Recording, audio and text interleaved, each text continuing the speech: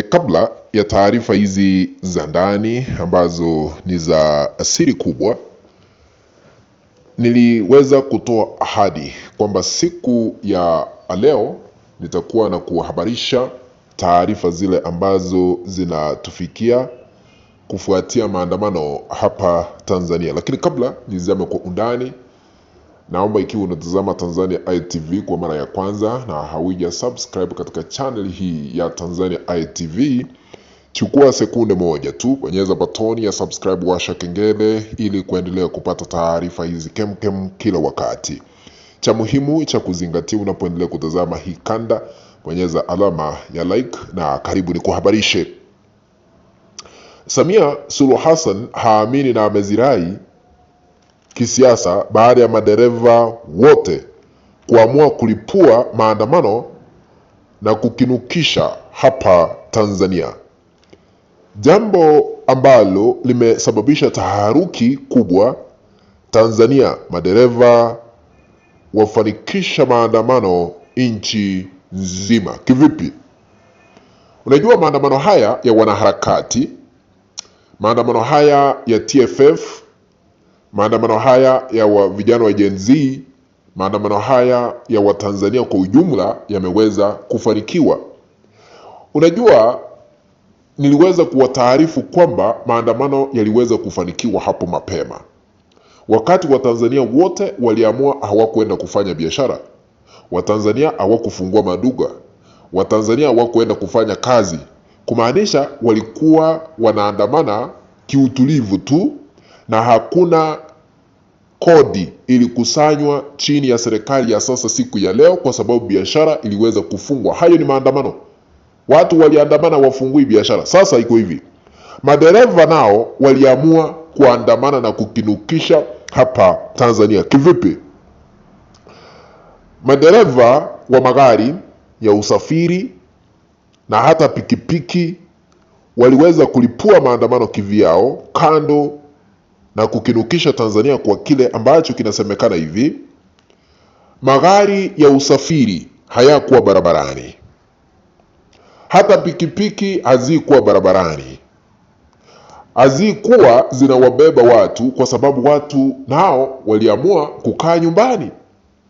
Madereva nao waliungana na Watanzania wengine kwa ujumla kuandamana kwa kutojitokeza ama kuleta magari yao barabarani. Wakasema maandamano haya tumeona Watanzania hawaendi kufanya kazi, hawaendi kufungua biashara. Sisi ni nani ambao tunaweza kuleta magari zetu za usafiri barabarani?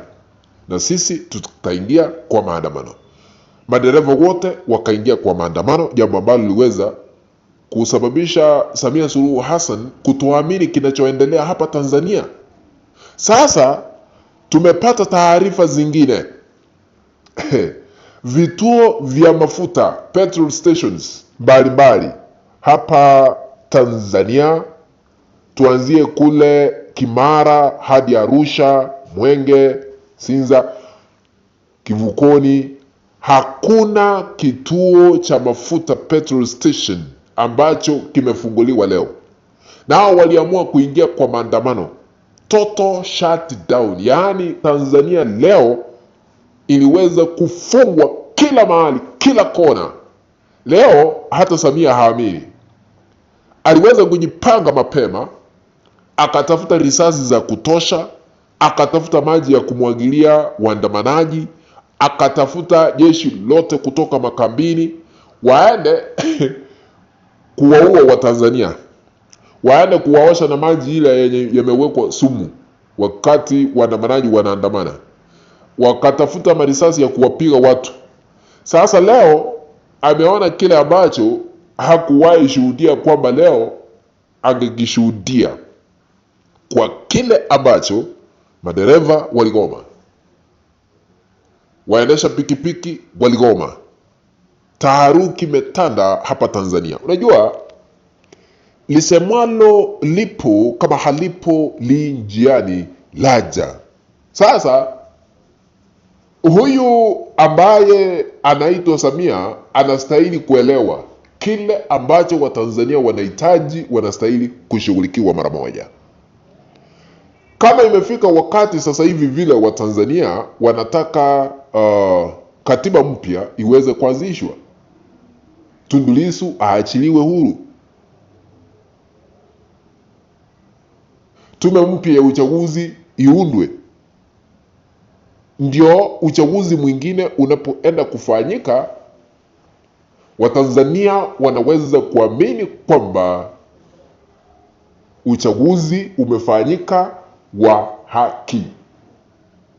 Sio hii mambo ingine ya kufanya watu kuwarushia uoga sasa, kujaza jeshi la polisi.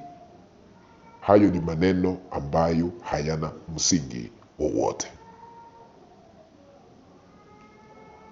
Taharuki imetanda hapa Tanzania. Na sasa Samia anastahili kujua kwamba penye tumefika kama Watanzania tunaweza kusimamisha taifa.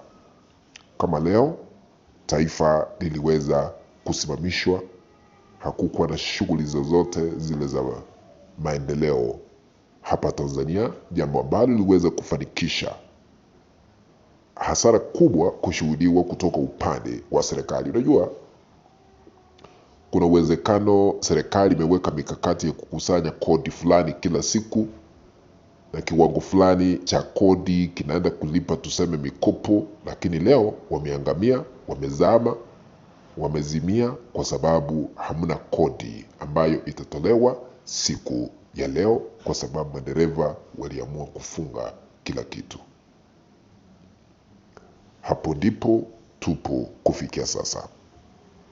Sabasaba imeweza kufanikishwa kupitia wanaharakati wa Tanzania, vijana wa Gen Z na wengine wengi ambao wameweza kufanikisha shughuli hii hapa Tanzania. Ninaendelea kufuatilia taarifa zingine, nikizipata na rejea ili niweze kukutaarifu yale ambayo yanaendelea kushuhudiwa hapa Tanzania. Lakini kufikia sasa Tanzania kumezimwa, kila mahali kumezimwa, hamuna chochote ambacho kinaendelea. Kufikia hapo ndipo natia kikomo kwa kukueleza yale ambayo yanaendelea hapa Tanzania. Tukutane baadaye, lakini ikiwa hauja subscribe, chukua sekunde moja, bonyeza batoni ya subscribe, washa kengele ili kuendelea kupata taarifa hizi kemkem kila wakati. Kwaheri, tukutane baadaye.